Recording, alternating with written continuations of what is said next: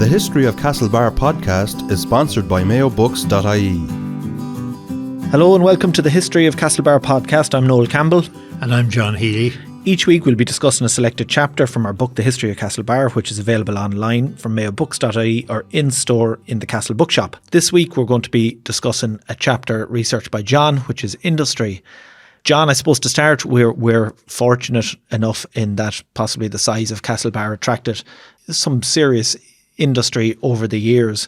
I'm always fascinated about the history of some of the major ones we had. One was, of course, the bacon factory, which was the mainstay of Castlebar employment for many years.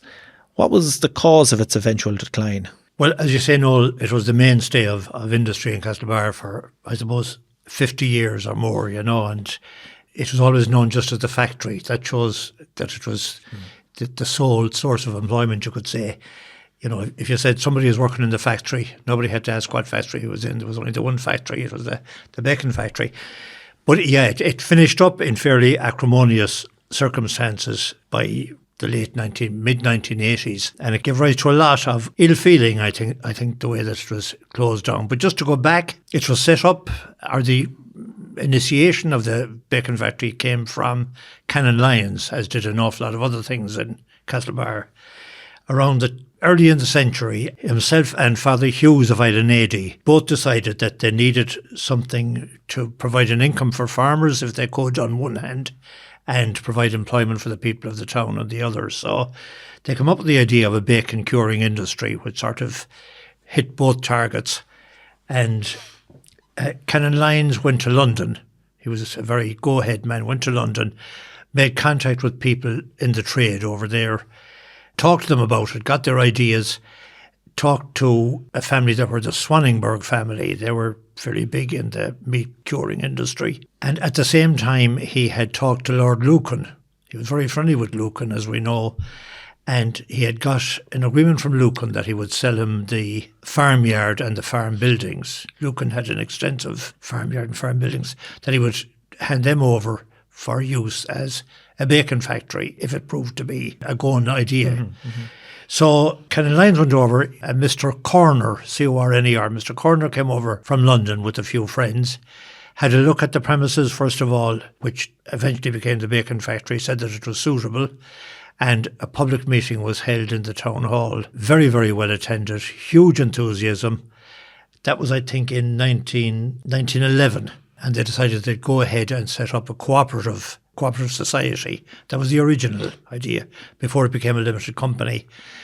So it took some time to get public support, to get the money raised from people who would eventually become the shareholders in the bacon factory. The main player was T.H. Gillespie, who was elected secretary of the committee and later became secretary of the bacon company. He was, of course, the owner of the Connaught Telegraph. And to him goes a lot of the credit for getting the industry off the ground. He went around the whole county encouraging people to invest in this bacon company, which wasn't an easy task. People didn't have a lot of money. I mean, the 1911, 1912, 1913, people weren't very well off. So it took until 1917 to get things started, but eventually they did. Brian Swanningburg became managing director of the company, and of course it ran into troubled times immediately. So from 1920, 21, 22, 23, the place was closed down most of the time because of this civil unrest. There was no AGM, for example, between 1920 and 1923. So the first AGM as such was held in the middle of 1923. At that stage, Swanningburg pointed out that his family had loaned a lot of money and that they were due a lot of money. But he wasn't putting a gun to their heads now. He wasn't looking for the money back or anything like that. So yeah, it took off from there. Very soon they realised that in order to raise capital, they should change from a co-op society to a limited company. So they did that. They offered 3 shares in Castlebar Bacon Company to every 1 share that people had in the co-op. And can I ask who was involved in the co-op? Are we talking about small farmers? Small farmers who were supplying the pigs. Pretty much, yeah. Pretty much small farmers, yeah. So was there good buy-in to the limited idea? It was. It was a good idea, and mostly small farmers, and then the businessmen of the town as well. They were very involved. They they invested as well in the co-op society. So yeah, it took off from there, and luckily enough, they appointed a man called George Boyden. George Boyden was the grandfather of the late George O'Malley in Mountain View, and he was a very active, go-ahead man, and terrific ideas, great experience in the meat industry.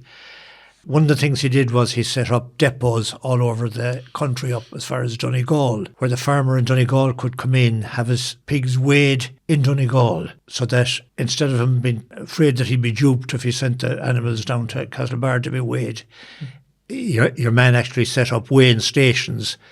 He died in the 1930s, died a young man. But by then, things were very well established. It went from strength to strength. It went into canned beef, poultry, sheep, rabbits even.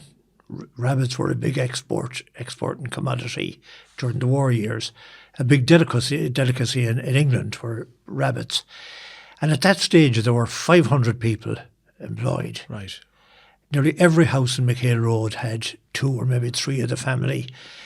Unlike industry nowadays, all those workers lived within, 8-10 miles radius. They weren't driving in and driving home to Ballyhonus or Claremorris or Kiltimagh afterwards. So the pay packet stayed in the town. So the 500 pay packets on a Friday were pretty much spent in the shops and the taverns. And the taverns of the town, yeah. So they're taking in live animals at that stage, are they? They were taking in live animals, preparing and sent out again, Okay. yeah. Big export Quite to an America. operation. Canned beef was Really? a huge, yeah.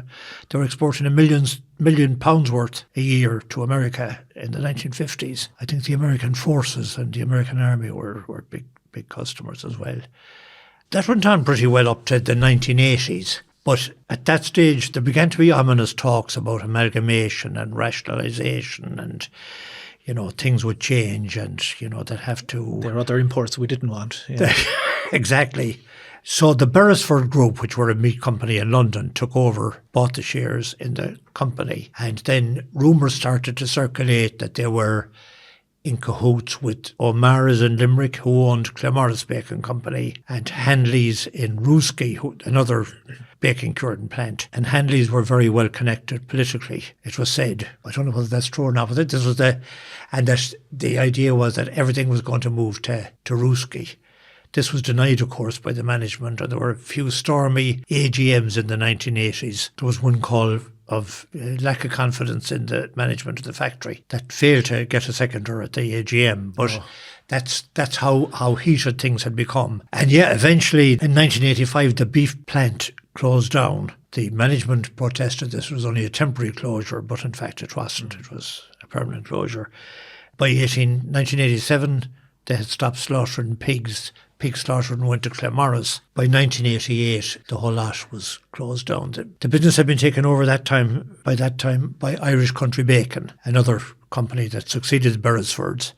But they closed the whole lot and transferred everything to Rooskey, as feared, to Hanley's. And on the run up, say to the late 80s, was there cutting of staff, or as there were streamlining? Yeah, there were. Yes, yeah. The beef line would have closed down, so that maybe a couple of hundred jobs went. This from the slaughter. Eventually, staff. It was an eventual erosion of the workforce. In the end, the place closed down, but it was a huge asset to the town for the 50 years that it operated. Yeah. Then there were a lot of factors, like a lot of the waste products from the factory were being flown straight into the town river, I think. A lot of people remember that. That was another bone of contention. Yeah. So eventually they would have had to bring in, a lot of environmental measures. Yeah. Maybe they didn't want to invest in that. I think we all remember the smell that went around the town on certain days. Nobody will ever forget that. That's true, yeah. Of course, it wasn't the only, it was known as the factory while it was operating at its height, I suppose. But there was also the hat factory across town. There was indeed, yeah. And again, I mean, you mentioned some names there that weren't Castlebar names, some surnames that got involved in the bacon factory, and really, along with Gillespie's and the locals, But there was also, was there a Jewish connection to the hat factory being established? There was. That came about in, the idea for the hat factory came in 1938 when Sean Lemass was the incoming Minister for Industry and Commerce, decided that, native industry wasn't cutting it, It was the first foreign direct investment that was being sought for Ireland, He was very friendly with a man called John Eddie McAlin, who was a senator from Ball. John Eddie was quite a big businessman. He was chairman of the Irish Press. He was chair of the Irish Sugar Company. He was a personal friend of De Valera. So he was, quite an ambitious man in his own right.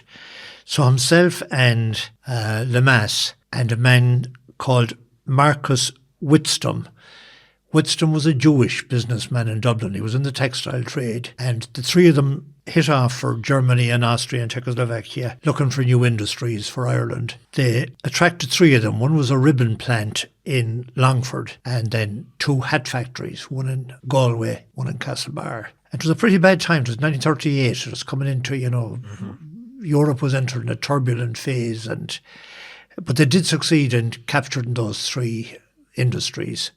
So the factory in Castlebar was built in 1939 by McCormick's and Chambers. McCormick's and Chambers were the two contractors. The building material was hard to come by. Of course, the war was just beginning to kick in. So the factory in Castlebar was only half the size of what had been planned. But, nonetheless, it was very successful, and it was a very modern plant.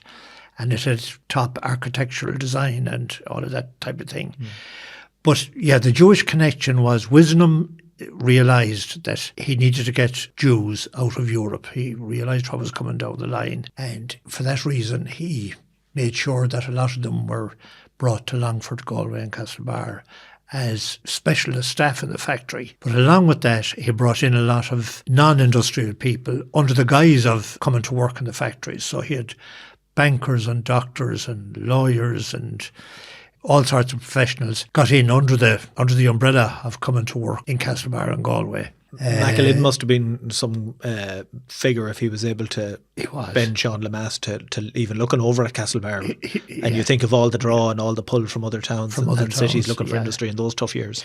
Yeah, it took a lot of influence to get that. There's a good story told about them that in the early years of the hat factory, both hat factories in Galway and Castlebar, that they influenced the bishop to make an edict that all women attending mass should wear hats rather than scarves. Scarves was the normal wear for women, but this rule came out that, he'd prefer if they wore hats out of respect for the ceremony.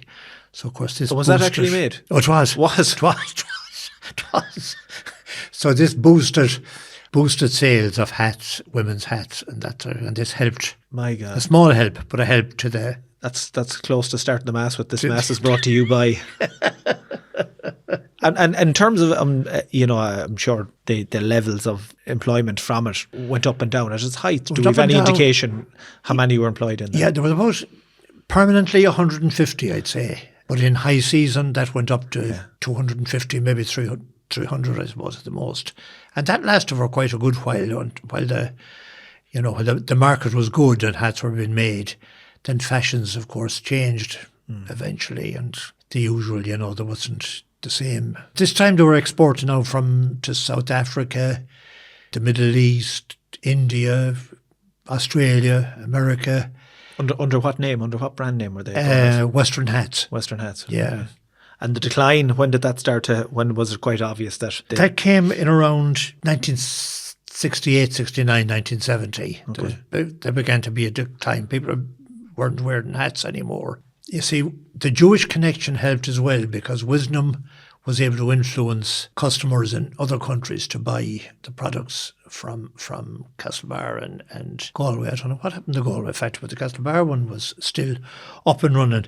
Eventually it was sold to a man called Jim McKiernan, Northern Ireland man, in 1973, and he opened a factory shop in the Western Hats as well. His big order was making soccer caps for the FAI. international caps that are given to players. Oh, okay, right. And he secured that contract, and also secured a contract from the British and Scottish football associations. So that kept things ticking over as well for a while, but eventually that tapered off. And in 1981 he sold Western Hats entirely to Rehab Industries, and they relocated to the Brayfield Road, where they still are, I think. There's still production in place out there. Again, it was highly successful for 30, 40 years, The factory, I mean, it's a factory is still there, of course, derelict now. It's derelict now, yeah. A massive site. It was in a very attractive building when it was built, it was very well maintained and very well kept. Was the old chimney knocked a while back, was it? That's right, it was. It was, yeah. So that sort of brought an end to things until the arrival of Baxter, or Travenol as it was back then, and that changed the fortune of the town. Changed the fortune, yeah. And of course, like every business, I suppose, it came into troubled water as well. It came close, Baxter, to closing. Oh, very, very close to very, very close to closing. In 1980, there were 700 people working there, and a further 200 in Swinford. But then, due to a range of factors, first of all, cutbacks in health spending internationally, I'd say. It was said that the plant in Castlebar wasn't as competitive as other Travenol, as it was still then was, Travenol plants. And eventually, on the 9th of January in 1985, the managing director at the time was Ned Kivett, and Ned had the task of writing to the 700 employees, telling them that the plant was to close over the following year. Swinford would remain open, funny enough, but Castlebar was to close. So, of course, this made for national headlines. I mean, it was a huge blow nationally to the status of Ireland as a centre for foreign direct investment. All sorts of protestations and appeals, and government ministers flying back and over to America in the hope that they'd change their mind. The CCDA was set up here, Castlebar Community Development Association. They lobbied, they went to America, they tried to talk to the head people in Illinois to get them to change their mind, but they weren't for changing. Production continued in Castlebar. It was then Baxter Laboratories. Production continued, but they knew that the axe was over their head. And then, out of the blue, in July of 1987, the announcement came that Travenol would remain open, that America had changed its mind, which was unprecedented. I mean, when they make up their mind about something, it's made up. There's no going back. But on this occasion, and somebody else has to be let down on the other side of that news. I wonder what was have we any indication of what was the change of heart? I think that part of it was that they were influenced by all of the lobbying that was being done, but secondly, by the loyalty of the remaining staff, who knew that the axe was ready to fall, but still continued to produce to a very high level of efficiency. In fact, so much so that they won, during the period of the threatened closure, Castlebar won several intra-company awards for being the most efficient Travenol plant in Europe. And I think this impressed the American bosses so much that they thought, well, look, if these people are that loyal, let's give them another chance. So that's what happened in the end. And it was immense relief, of course, but it was a huge U-turn, I'd say probably never before heard of in the line of American investment in Ireland. And of course it went from strength to strength. But of course the difference between that and the old baking company was that now the employees were commuting to work. So the benefits were being spread over a far wider area. As I said, back in the old days at the bacon factory, the 500 pay packets were spent by the Monday, I suppose, in Castlebar, but it was boom time. But whereas now the Travenol paychecks were being spent over a wide area. And out of town. Well, John, thanks very much. It's always interesting to hear kind of the attractiveness Castlebar has for outward investment, and certainly we've hit on some of the most important ones there. Thanks. We did, yeah, and it's very much itemised in the chapter in the book, of course, I need hardly say. Before we go to an ad break, we're going to take a look back at an ad from the past. John, you have an interesting one from the Connacht from the mid-50s. That's right, Noel. This one is from 1958, and it's It was issued by the Department of Agriculture. It was a warning notice, but it reminded me that so many people in town either kept pigs in the backyard or raised chickens in the backyard. So it wasn't purely for farmers. The ad reads, "Warning, day-old chicks. It is not safe to buy day-old chicks offered for sale at fairs or markets or by hawkers. These chicks are usually all cockerel chicks. Most probably they will not survive. If any survive, they may bring disease into your flock. Day-old chicks should be bought direct from a licensed poultry hatchery. It is the safest and most economical way." Issued by the Department of Agriculture. So it's an interesting take on what was happening in the hawker market. Counterfeit livestock, nearly. Indeed. The Connacht Telegraph, serving the community since 1828 and now reaching 1.5 million people per month on our online and print platforms. We'd always like to hear from our listeners, and we would like to invite you to submit comments or questions to historyofcastlebar@gmail.com, and myself and John would happily discuss them. We have a question in from Charlie here in Castlebar. John, the question posed was, are there any of the old Castlebar business houses still in existence within the town? Well, I suppose, Noel, trying to think back up and down the main street, I think Kilkelly's is probably the oldest existing business house now. I think Kilkelly's was founded in the mid-1800s. And possibly the Irish House, Heverden's, which of course still trades, the licensed premises still trades as the Irish House. They're the two oldest, I think, in the town, which are still operating. Now, Wynn's, would have been recently closed. Wynn's, as a business family, they were there since the 1860s. From Castle Street, they started out and moved up to Main Street, where they eventually had two businesses. Right. One, of course, is the Castle Bookshop. That's right. Currently, that's right. It's an interesting story about the Wynn's and how they, morphed with the appetite of the town. We all know of Wynn's as a renowned photography business and one of the earlier photographers in Mayo and probably Ireland, going back into the mid 1800s. But as, people's interest turned to other things, the Wynn's adapted pretty quickly, and items were for sale in the shop. And I just one item that I came across before was the apparition at Knock, and Wynn was out to Knock very quickly. 1879, I think that was, if I'm not mistaken. That's right. It was. He was out straight away getting photos of the gable and developing posters, memorabilia posters, right, and selling these posters in the shop. So he was out very straight away. Much on that. Absolutely, yes, and they were selling Goodo. Yeah. And I've seen one of them, and it's quite crafty. It's all his own photographs. He had a great idea as well. By himself, he was going around taking photos of the more glamorous landscapes of Mayo, we'll say, going down to Killary and up to Belmullet, and selling those photographs in the shop. Of course, people weren't getting out as they can now as easily as you can. And then it dawned on him there was an interest in them, a lot of interest. So he started organising early tourist excursions.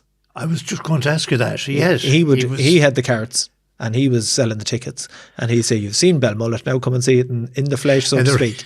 And he'd bring them up, and he had organised with inns and pubs and whatnot on the way where they'd stop, and I'm sure he might have been getting a bit of a kickback from those places. Yeah. And he'd have it all your ticket would tell you exactly the time that you were going and the time you were back, and it was a day long trip to Ackle or wherever he was going to, and he'd be back then as well. And he had it from A to B. He was piquing your interest in a particular area you might not have cared less about. Yeah. And then when you got your interest, he had you on the card. You're on the card. You're on the card and you're on your way up. And interesting. He was always adapting to what people's interest was in. Yeah. Another one I should have mentioned was Gavin's. Well, Gavin's in Spencer Street now. Gavin's Bakery, as it was, would be part of the oldest. I think Gavin's were the oldest bakeries. You had Lavelle's Bakery on the riverside as well, but those two would be.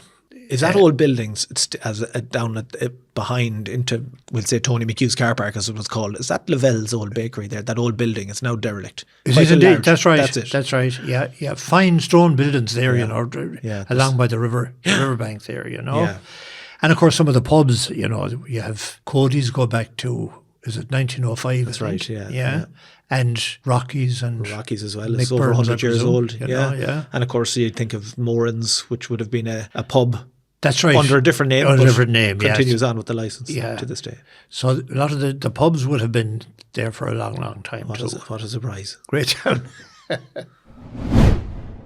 Well, thanks to our listeners for joining us again, and we'd like to invite you to join us next week. The book, of course, The History of Castlebar, can be purchased online at mayobooks.ie or in-store in the Castle Bookshop. So from myself, Noel Campbell, goodbye. And for me, John Healy, thank you. The History of Castlebar podcast is sponsored by mayobooks.ie. The series is produced by me, Brendan Gilmartin. If you enjoyed the show, please tell a friend and leave a review.